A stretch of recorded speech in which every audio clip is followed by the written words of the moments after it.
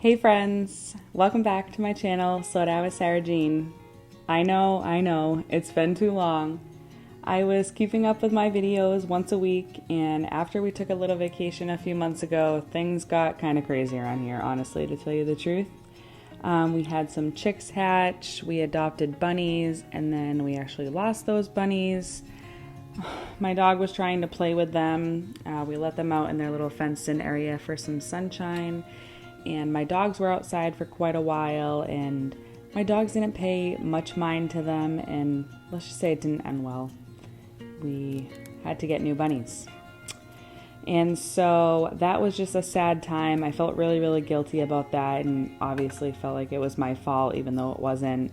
And then we had to put one of our chickens down, and I was just so overwhelmed with the bunnies passing. And then a couple of weeks later, my grandfather passed away unexpectedly, so my pops was here staying with us for a few weeks, and yeah, let's just say it was just chaos, and it was crazy. And I consider myself an empath, and I really am an emotional being, so when things that are sentimental and sad happen to me, you know, the blog and my YouTube videos and stuff, they just were not on my mind. I did not want to do that. I really just needed to grieve, and I still need to grieve, and I probably will be for quite some time, you know, but thankfully it's summertime, and that means that there are lots of pool days, fun outdoor activities, fresh fruits and veggies, and cooking on the grill, time in the garden, going to the beach or exploring new places, and just enjoying the sunshine with family and friends. This week's video is just a glimpse of what intentional motherhood looks like to me and my family as we relax and get some projects done together.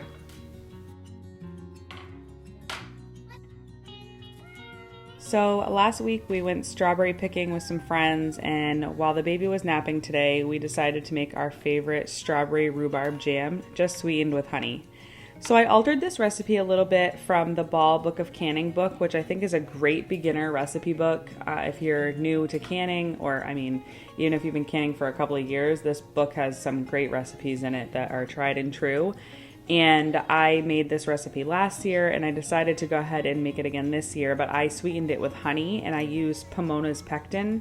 I'll go ahead and link the pectin as well as the recipe book in the description box for you guys, because with this special pectin, you can use honey and other forms of sweetener, not just sugar. So I really like that. So as you saw, we grabbed some rhubarb from the garden, and then I just steam it with some freshly squeezed oranges usually, but I only had 1 or 2 clementines on hand, so I decided to use a lemon as well. I just put a couple of squeezes in there. I think it was like 1 whole clementine and 1 whole lemon, and then just put the rhubarb in the pot and cover it and let it steam for about 20 minutes until it gets nice and soft.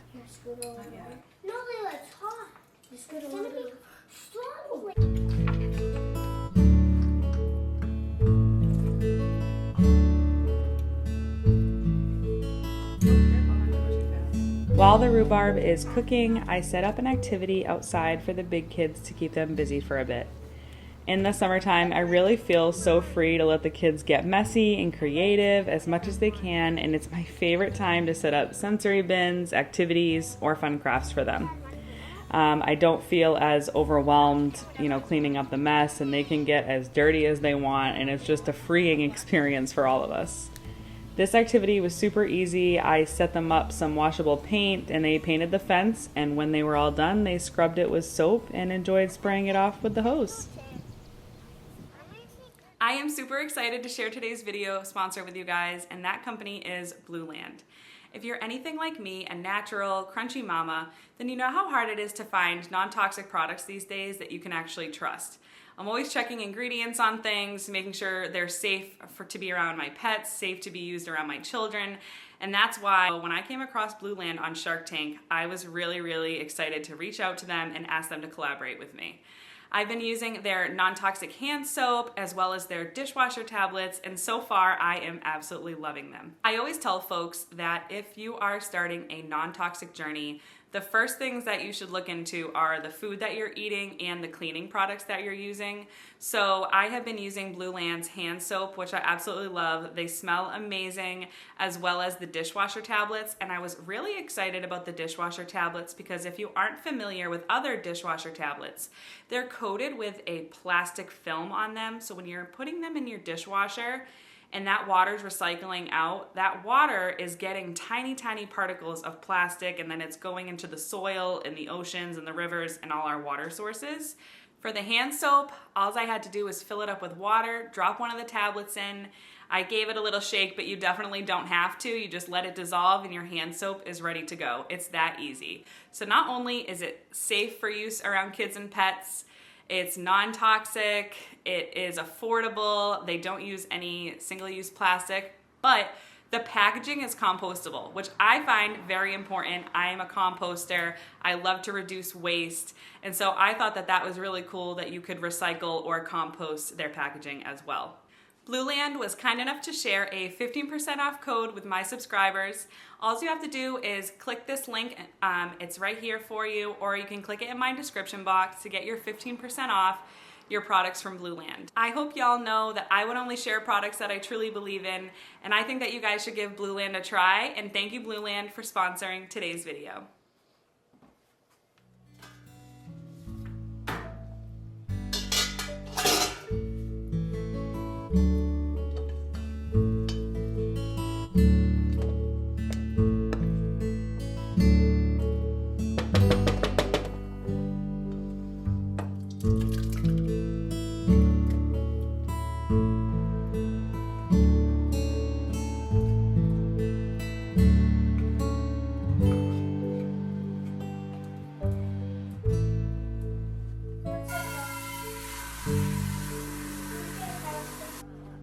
While the jam boils down a bit, I prepared the kids a snack with some mango.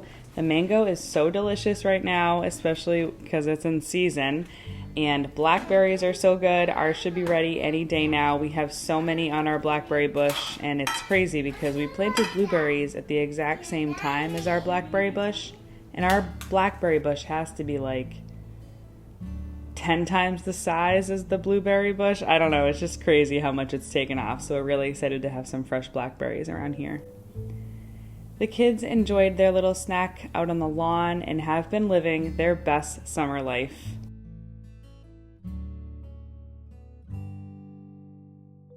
Since having more kids though, I have really been leaning more towards a home-centered life. You know, I love being out and about, taking the kids to the library and the playground, but there really is something so calming to me about just being home and doing what we love and not being so busy. Leading an unhurried life these days seems pretty impossible.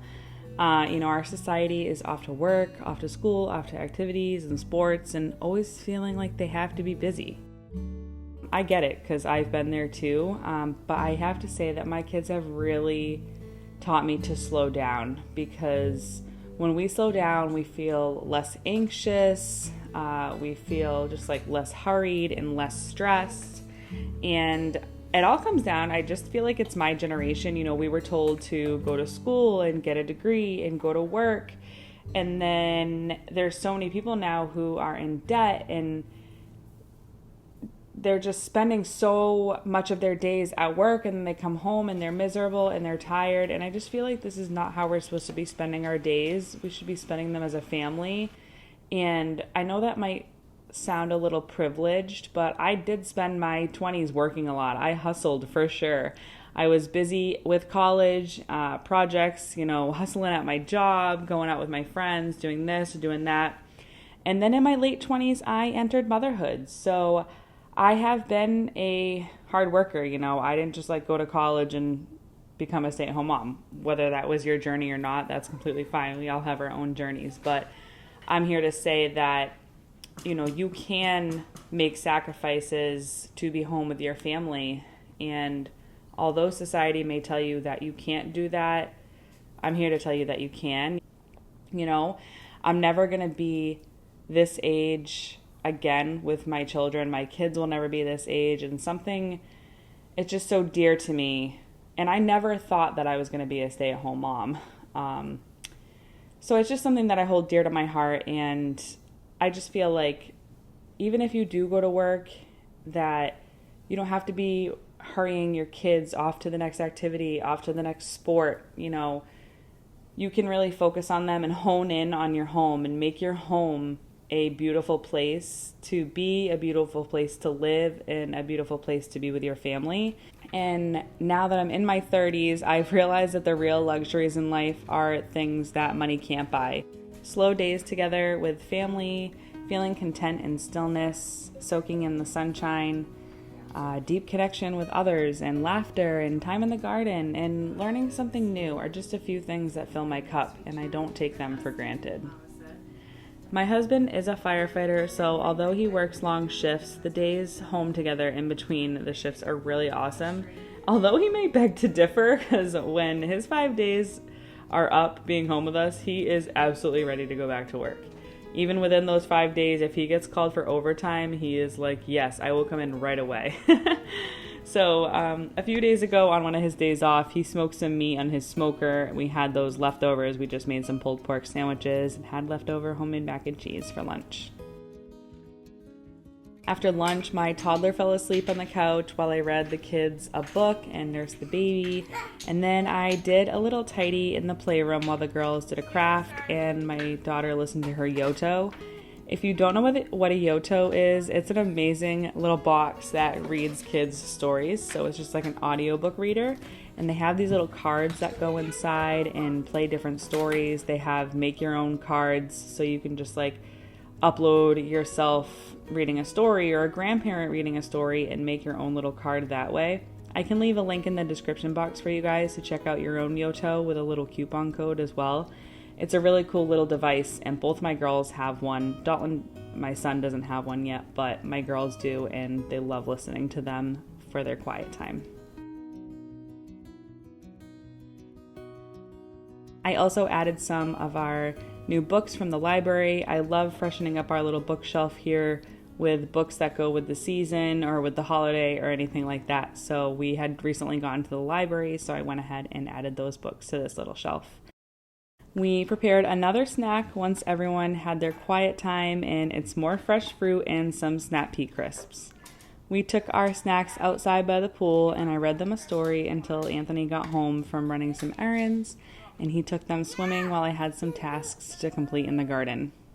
Man, the old woman got 6 yellow canaries, 5 white geese, 4 speckled hens, 3 black cats, 2 bellied pigs, and 1 big brown cow. I'm not gonna lie, I have not been spending as much time in the garden this year as last year, which is pretty funny because I was super pregnant this time last year and I was sweating my butt off in that garden day in and day out, hustling to get that food.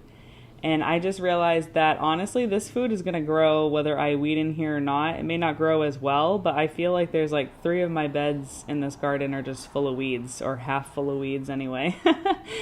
But I'm just, doing what I can, and my cucumbers had to be trellised, so I went ahead and did that just so that they could get some good airflow, and I can see them all growing, and I can grow more plants in this bed since I trellised them upwards.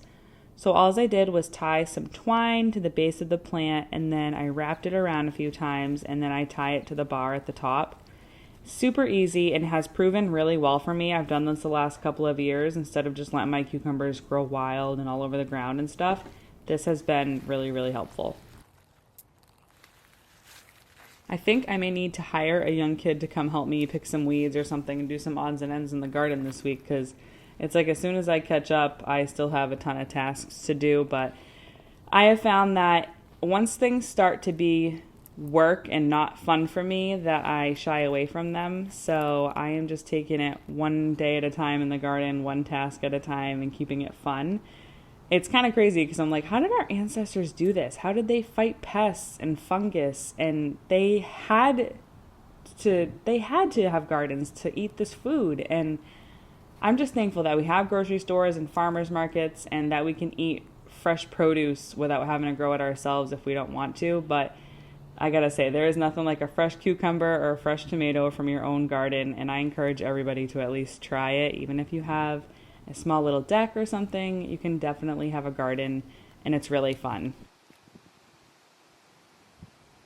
It's just truly amazing to me how much food comes off this land that God gave us.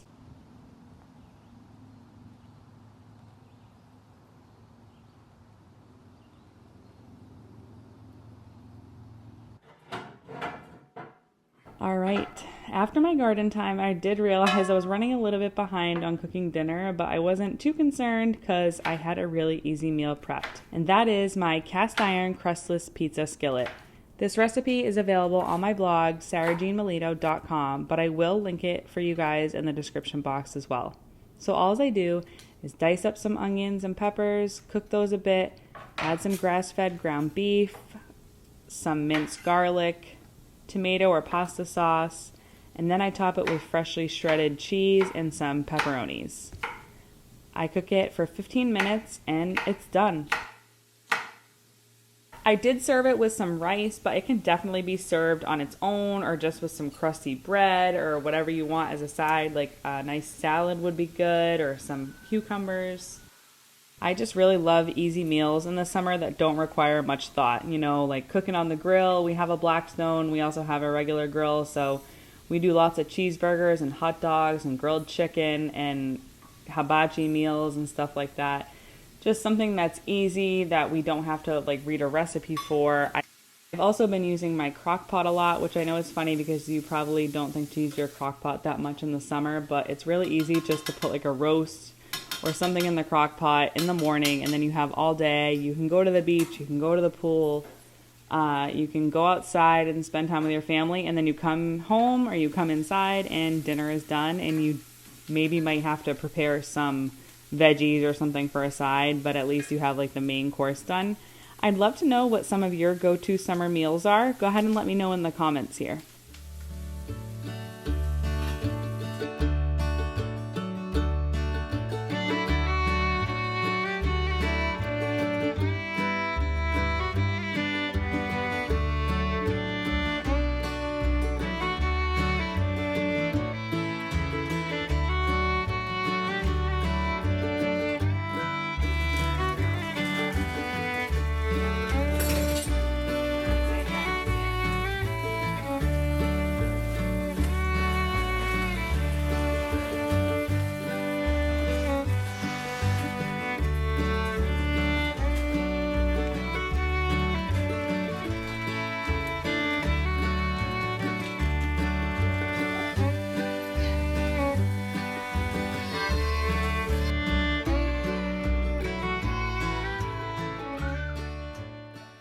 Thank you so much for hanging with me today. I really miss making videos and having this little creative space on the internet to share here with you guys.